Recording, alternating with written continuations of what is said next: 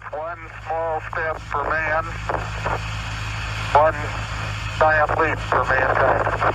This is the Two Cats, One Dog podcast. Yes, the Two Cats, One Dog podcast. A truly distasteful radio program that covers true tales of the strange, morbid, and paranormal. These men should be removed from the airways and should not be heard or taken seriously in any way. What you are about to hear may disturb you. I just want to be pure. Welcome back to the Two Cats, One Dog podcast. I am your host, Daniel Martin. To my right, as always, is your co-host, Jeffrey Lee. Next to him is Ethan, the dog, Kern. Woof, woof. Woof, woof. And then in the, I had comptroller. In the Well, comptroller position. In the inactive usually comptroller. inactive because we are having some technical issues tonight. We've got Mason, Cyril the thinnest. Figgis. Cyril Figgis. We are getting to the A-tier serial killers of American history.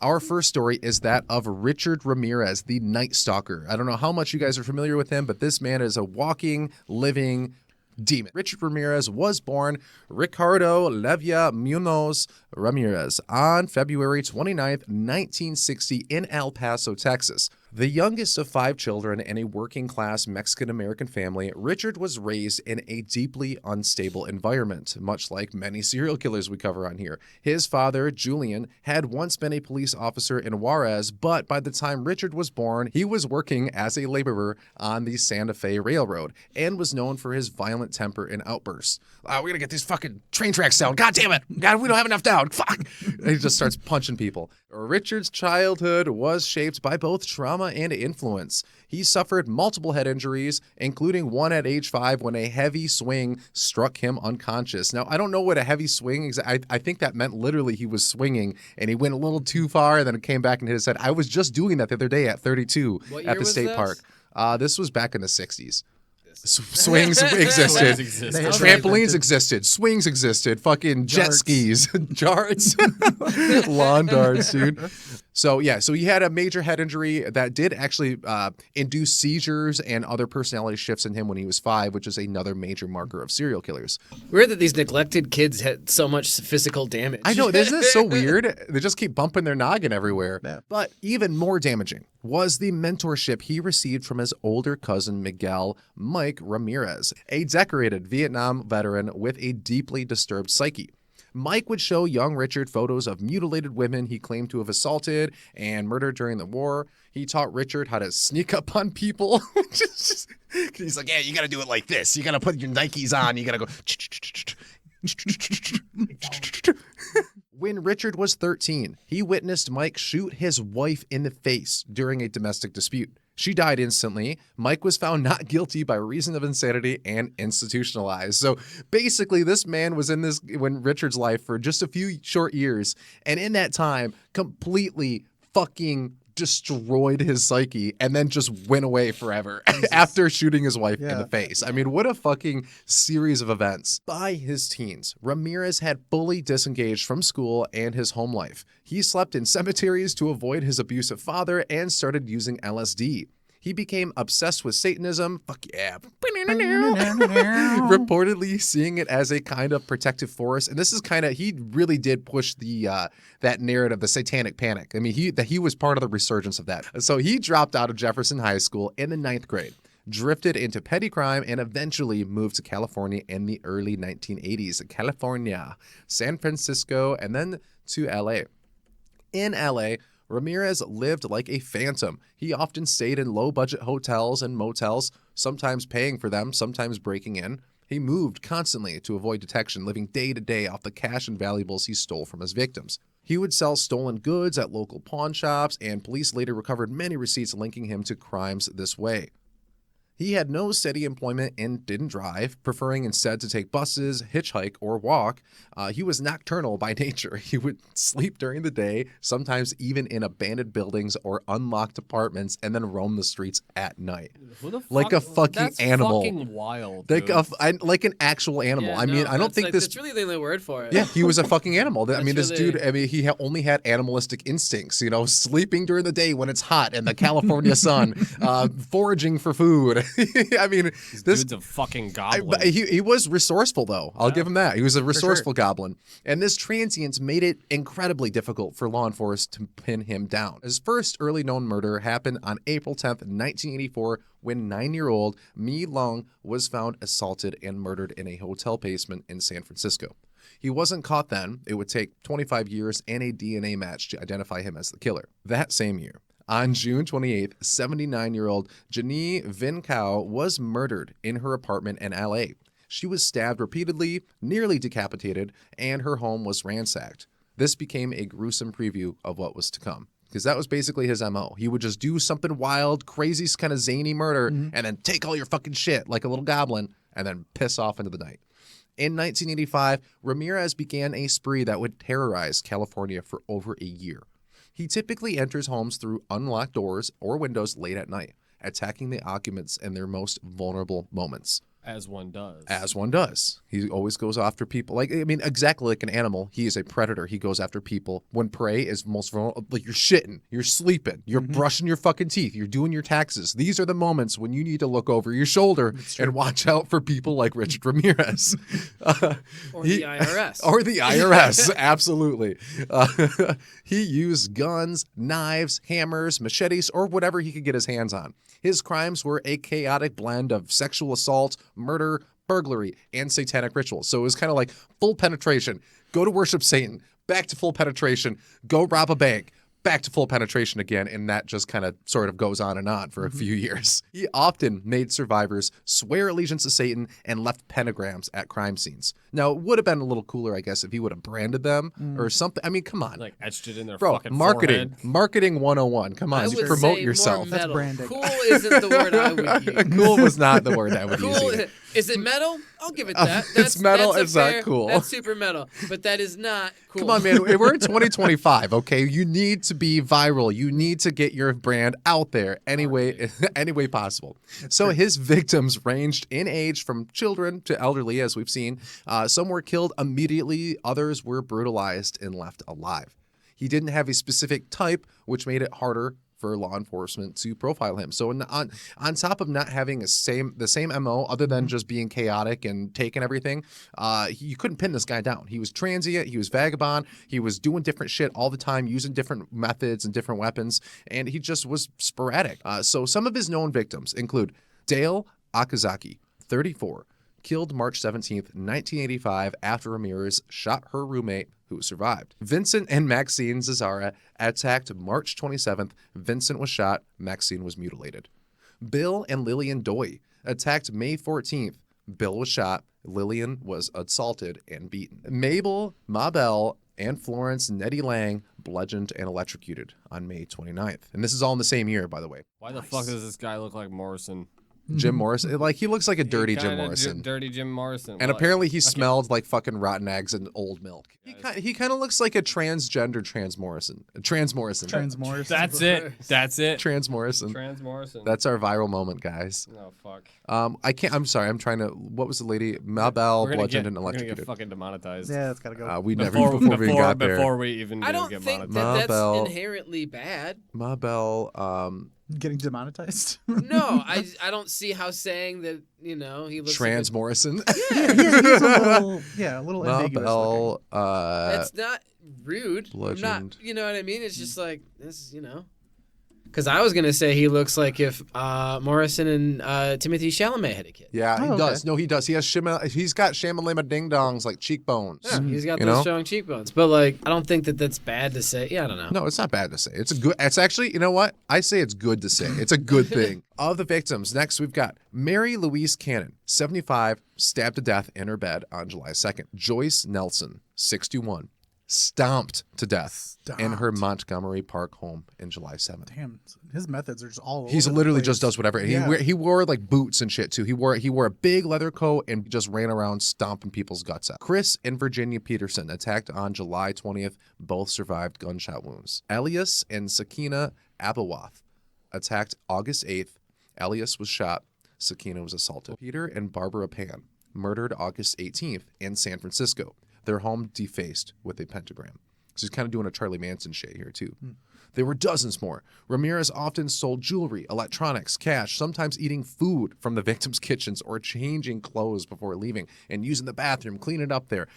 He threw weapons into rivers. I should warn you though that he didn't really clean up in the way he'd take bird baths. He wasn't really a full shower kind of guy. Yeah. He would just kind of like brush out, a little maybe a little everything under the showers? pit. No, yeah.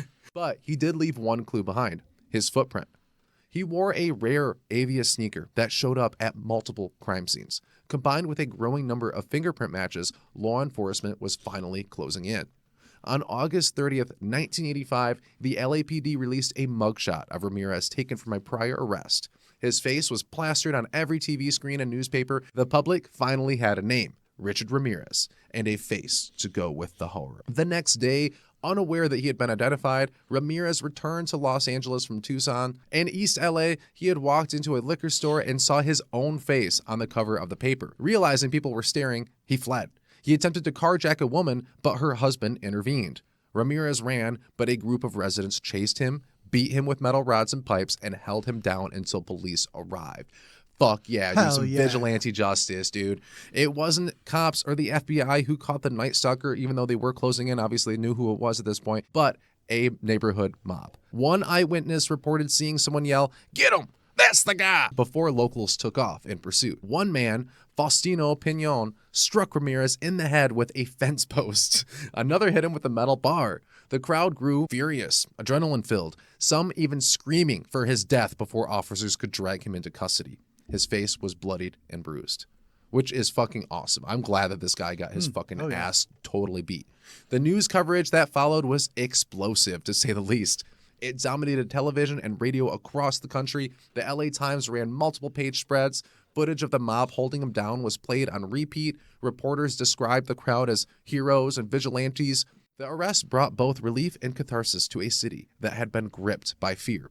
For months, people had been locking doors, sleeping with baseball bats, jumping at shadows, and now the boogeyman had his name and was finally locked up. Ramirez's trial was a media circus. It was also incredibly slow, taking over 4 years to begin and costing an estimated $1.8 million. He was charged with 13 murders, 5 attempted murders, 11 sexual assaults, and 14 burglaries, but we know it's probably a little bit higher, as it usually is. In court, Ramirez relished in the attention. He often flashed a pentagram on his hand, grinned wildly, and declared his allegiance to Satan. "Big deal.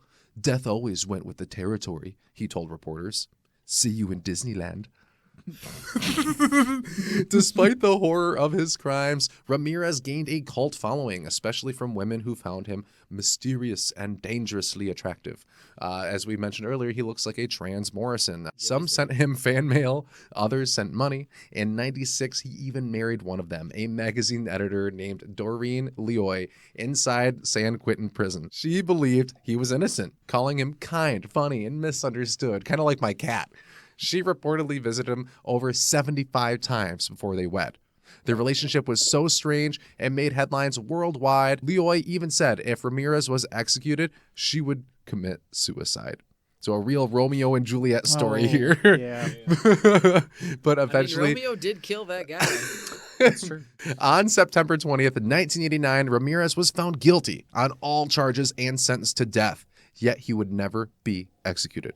He spent 23 years on death row at San Quentin, during which he was linked via DNA to the 1984 murder of Mi Leong. That confirmation closed the loop on his known killings.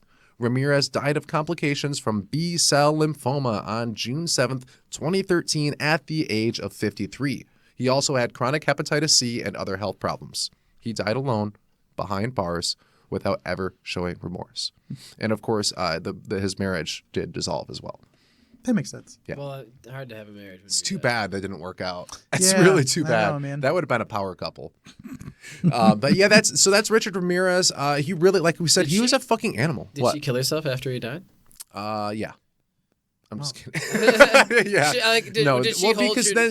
Because then they dissolve the marriage, thus dissolving her want to Romeo I and just thought Juliet it'd be really herself. funny if she was like, "Well, I did say I would do it." I did say I would. He just don't wanna be like a you're liar. already out of it, but Yeah, I really liked learning about him. It's really fun. He's again probably up there for he's on the A list for a reason because he was horrifying. He was a creature of the night. That's why they called him the Night Stalker. I mean, this guy was a fucking lunatic and an animal.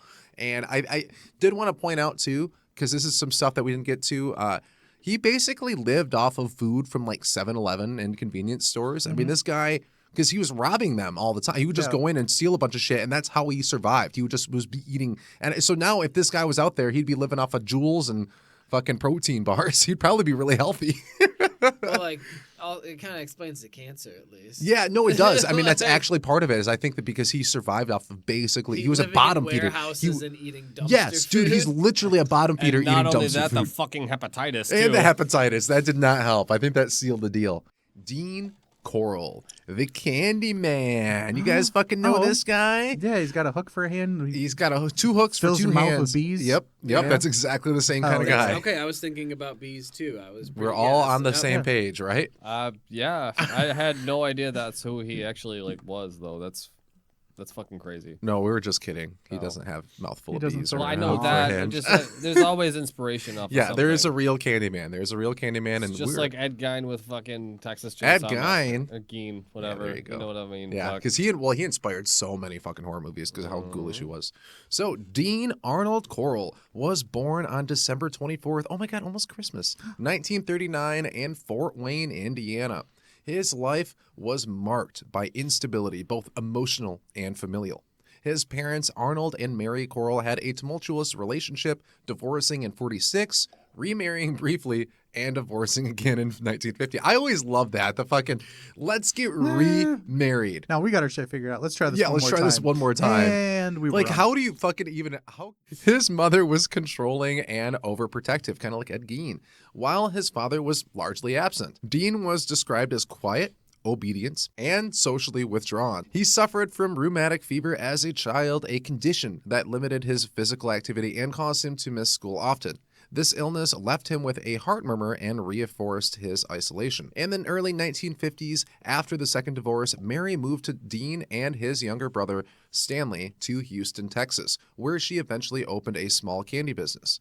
The company, Pecan Prince, became relatively successful, and Dean spent his adolescence helping his mother run it. After graduating from high school in 1958, he moved briefly to Indiana to care for his aging grandmother, then returned to Houston to resume work at the candy company. In 1964, Corll was drafted into the U.S. Army. He served just 10 months before seeking and receiving a hardship discharge to return home and help with the business. It was during this time in the military that his interest in young men became more defined. After leaving the Army, Corll became increasingly isolated and began to exhibit troubling behavior. When his mother closed the business in 1968, Dean took up work as an electrician. He lived alone and began frequenting areas known for teenage runaways and the vulnerable youth. Who does this sound like to you? We just talked about him, fucking John Wayne Gacy. Oh, yep, that's the one. Well, kind of both, but this guy is preying on a boy, like, well, Dahmer, his youngest was still 12 or 14, so it was pretty young. That's still a boy, but I think this guy was like, yeah, we'll say about Dahmer Gacy-esque. We'll just call them in the same, they're in the same ballpark. During this period, Corll met 12-year-old David Owen Brooks. He groomed the boy with gifts, money, and attention. By Brooks's mid-teens, Corll had become a dominant figure in his life, even buying him a car to ensure his loyalty. Brooks was eventually recruited to help lure other boys to Corll's home under the pretense of parties or easy cash. In 1971, another boy joined their ranks, Elmer Wayne Henley Jr. These are all three namers, by the way. And when three namers all come together, you got 9 names, That's all too in one many fucking names. room, and that's just too many names, unfortunately. That you are over the fucking limit.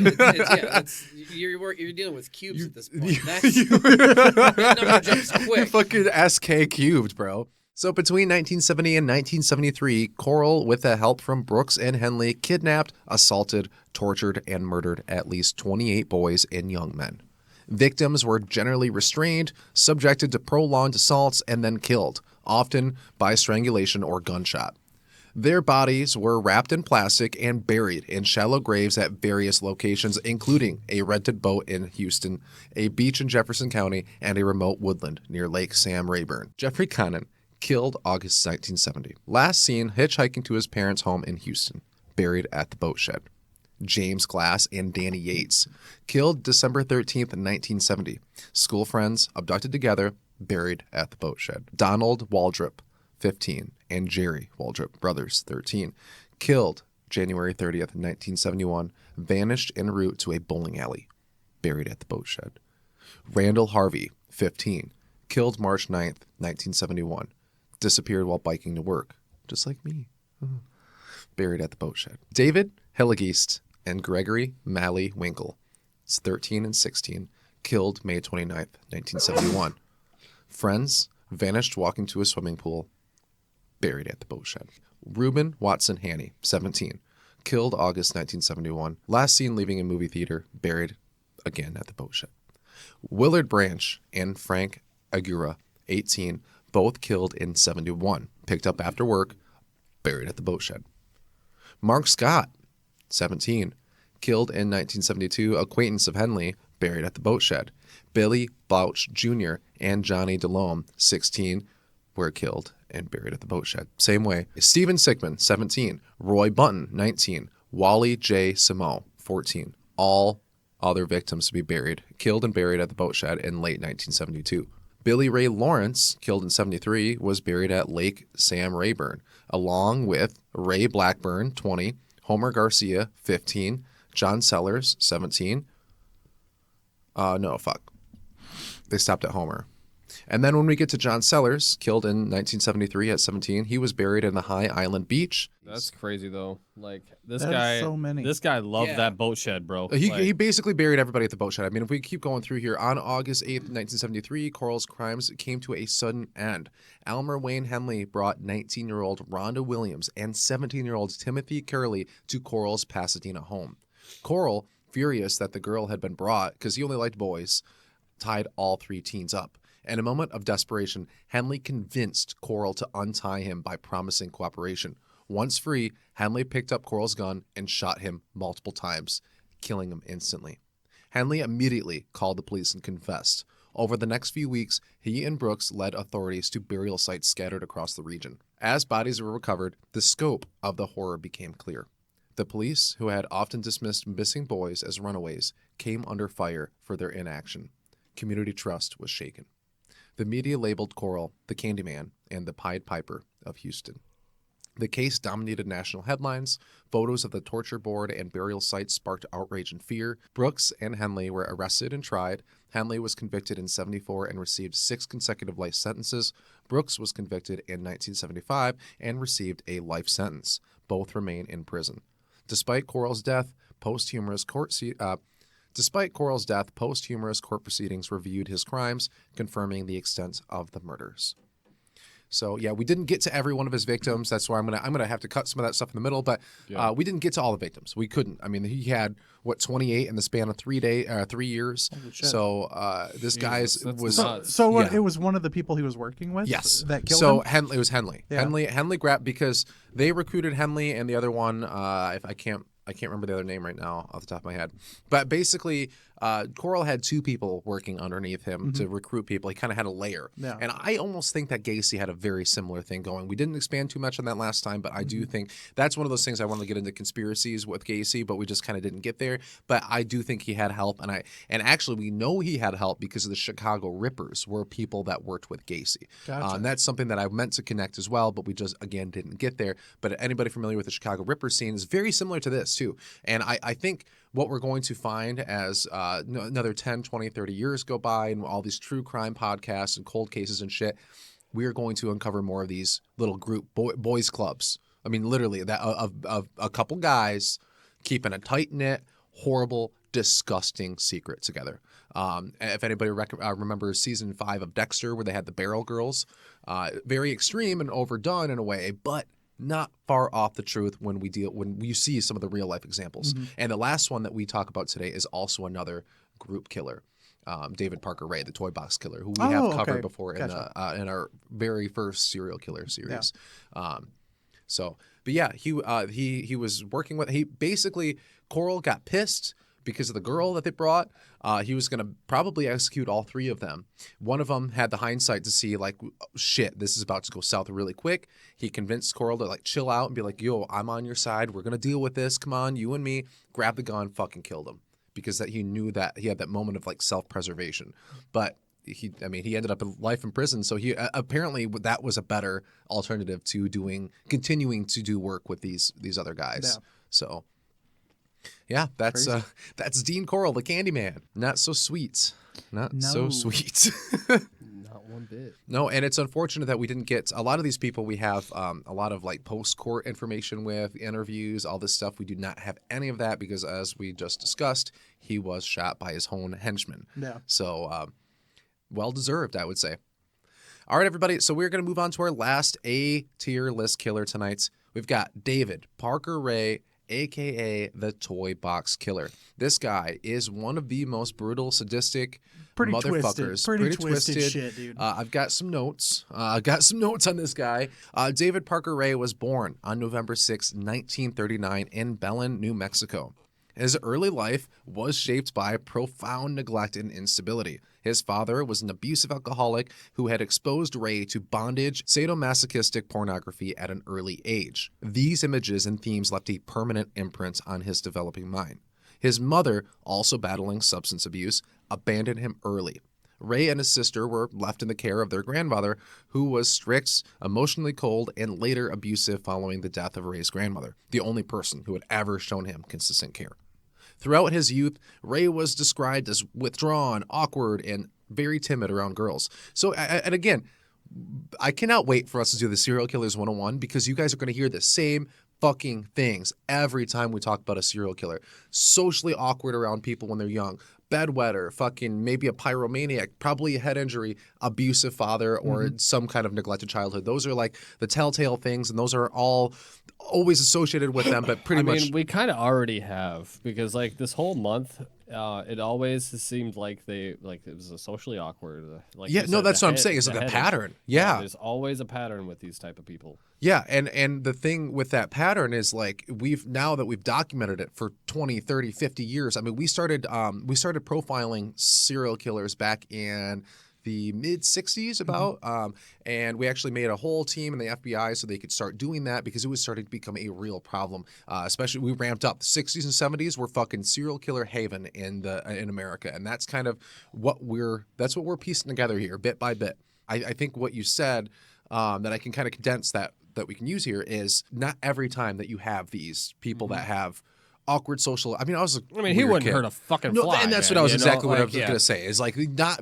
just because someone has an abusive childhood and maybe had some head injuries and maybe had a fucking this or that doesn't mean they're going to be a serial killer. You just happen to start ticking off all these boxes, and by the time you get through the checklist, and you're like, holy shit, we might have a fucking little psycho on our hands. Yeah. So that's I think a good thing to bring up right here. So a good example. It is a good example.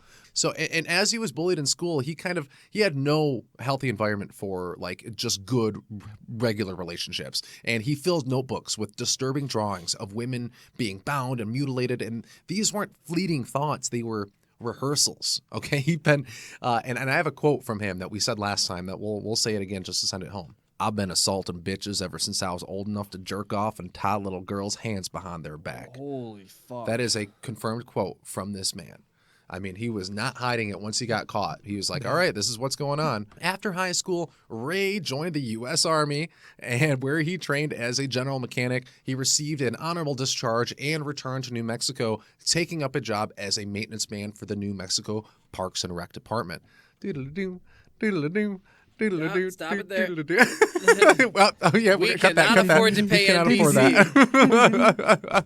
Yeah, they will fucking sue us in the ground. To outsiders, he seemed polite and unassuming, living quietly near Elephant Butte Lake. But behind closed doors, Ray was methodically building a nightmare. He had converted a 25-foot white trailer into what would later be called the Toy Box, a torture chamber outfitted with gynecological restraints, whips, pulleys, clamps, surgical tools, syringes, chains, and elaborate homemade devices designed for maximum physical and psychological torments. Mounted in the center was a modified gynecological chair surrounded by mirrors and cameras. Victims would be forced to watch their own abuse while Ray recorded the sessions for later viewing. His modus operandi followed a precise formula. Victims, primarily women involved in sex work or transient populations, were either lured or abducted. And they were drugged with sodium amytal and phenobarbital substances chosen specifically for their memory erasing qualities. So once unconscious, the women were stripped, restrained in the toy box, and subjected to torture that blended medical horror with ritualistic abuse. When they awoke, Ray ensured their terror was immediate and overwhelming. And this is where I explain. We're going to do the whole, I'm not going to tell you and I'm not going to show you. There is no show and tell. I'm just going to briefly explain that basically once he had these women drugged and sedated and strapped into whatever fucking crazy shit that he had, he started to play a tape. And the tape was pre-recorded, and let's say it is probably the most disturbing, disgusting, horrific thing I've ever listened to. Yeah, it's pretty fucked up. And I don't want to listen to it again. Yeah.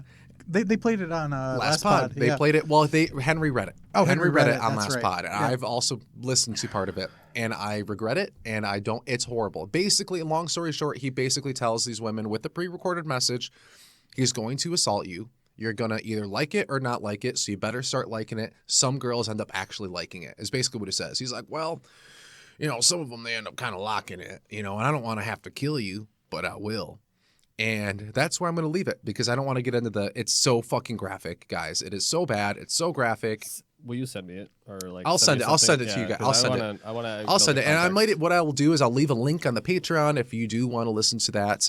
But I'm not going to put it out there for the public. It's horrible. It's horrible. So he informed them that there is no way out. They're just property now, slaves. He described their new life and instructed them on obedience and listed the punishments for disobedience. The messages were mechanical and dehumanizing, meant to destroy all hope from the onset. And so you're strapped in something pitch black. You cannot move your body at all. You are strapped in this fucking box. You don't know how big it is, how small it is, where you are, where the box is. You don't even know that you're in a box. You probably think you're in a room. I mean, he's taken over all your senses. He is psychologically fucking you up, and he is physically assaulting you and doing whatever he wants.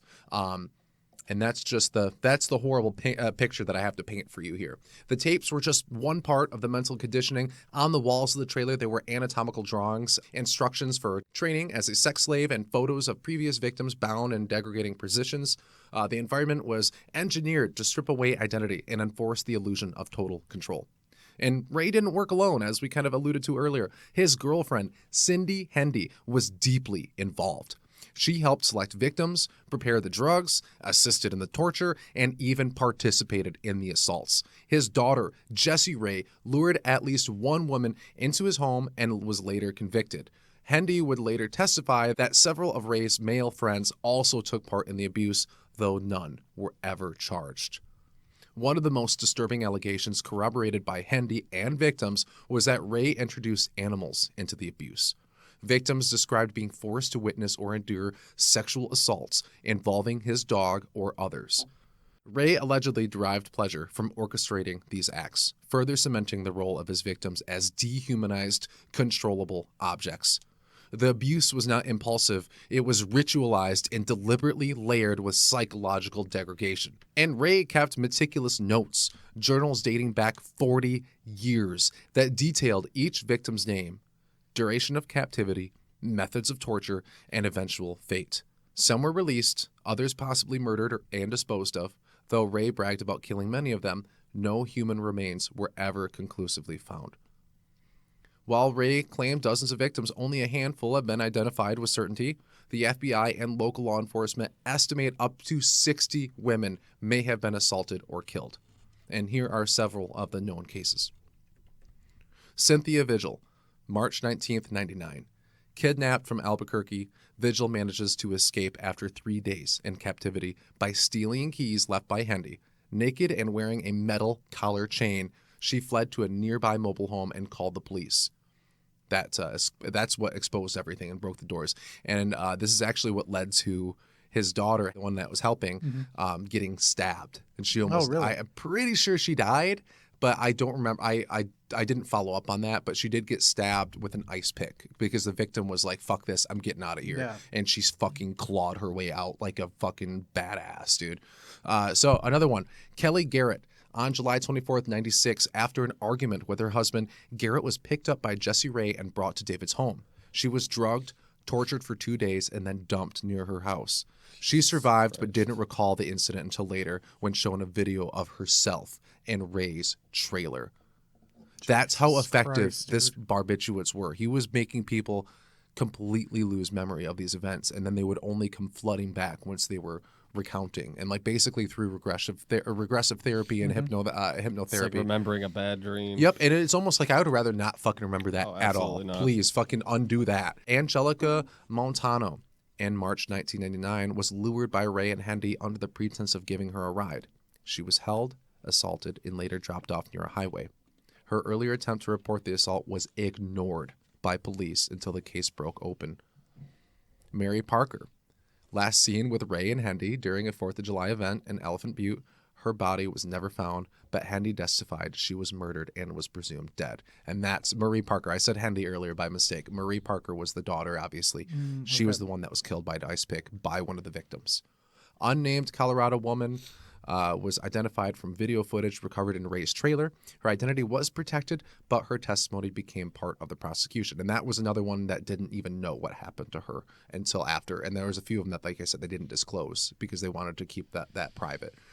Authorities found a large collection of personal effects, jewelry, purses, makeup, and dozens of videotapes showing unknown women. Despite exhaustive searches of Elephant Butte Lake and Ray's property, no additional victims were ever located, as we mentioned. David Parker Ray's horrific crimes might have continued indefinitely had it not been for that single moment of opportunity where that woman escaped, and a survivor determined to live. While Vigil was escaping, by the way, she had an earlier 911 call that Hendy had interrupted and triggered suspicion. So then the police did respond to that call. They found the trailer was empty, but noticed signs of a struggle. And then, of course, once the police found the trailer, they were overwhelmed by what they found, kind of like going into Dahmer's place or to Gacy's. Chains, surgical tools, recording equipment. Hey, we've got that. Hey. Whips, a modified chair. We've kind of talked about that. And adjacent to the toy box were numerous videotapes and journals, photos, personal items belonging to victims, some of whom have never been identified. He was arrested that same day on March 22nd, 1999. So, and then we also finally, because he did have accomplices, and this is juicy. This might be the juiciest part of the whole fucking thing. You ready for this, guys? Let's hear it. So what happened to his accomplices? Cindy Hendy.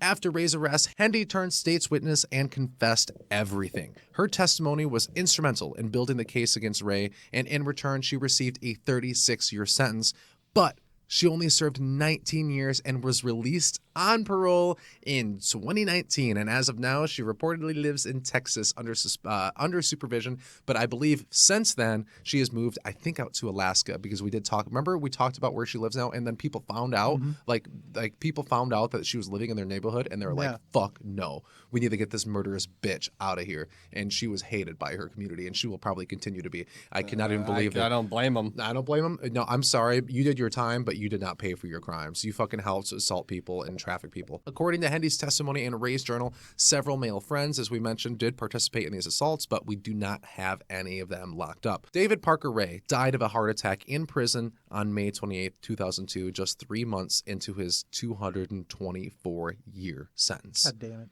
Yep. So he died basically right away because they found him. He was already old. I mean, he was already getting on.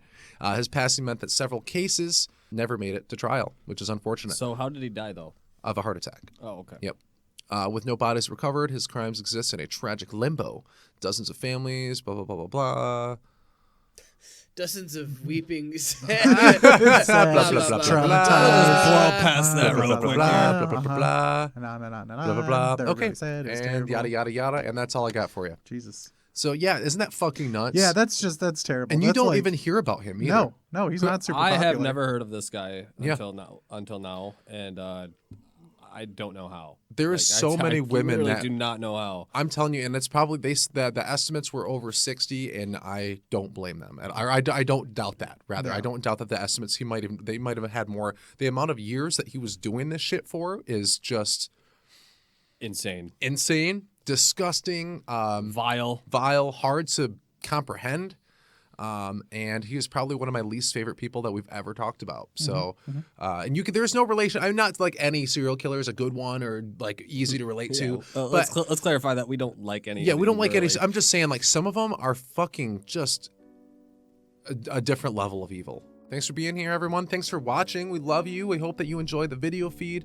We've got tons of stuff in the works, of course. Patreon, we've got this and that.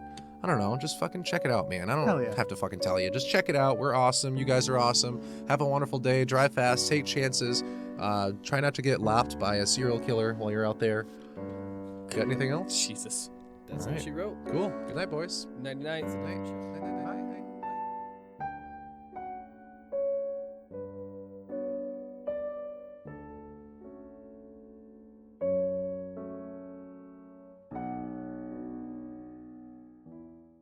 Did you enjoy this episode? Then check out more at 99.network, Mid-Michigan's premier podcast network.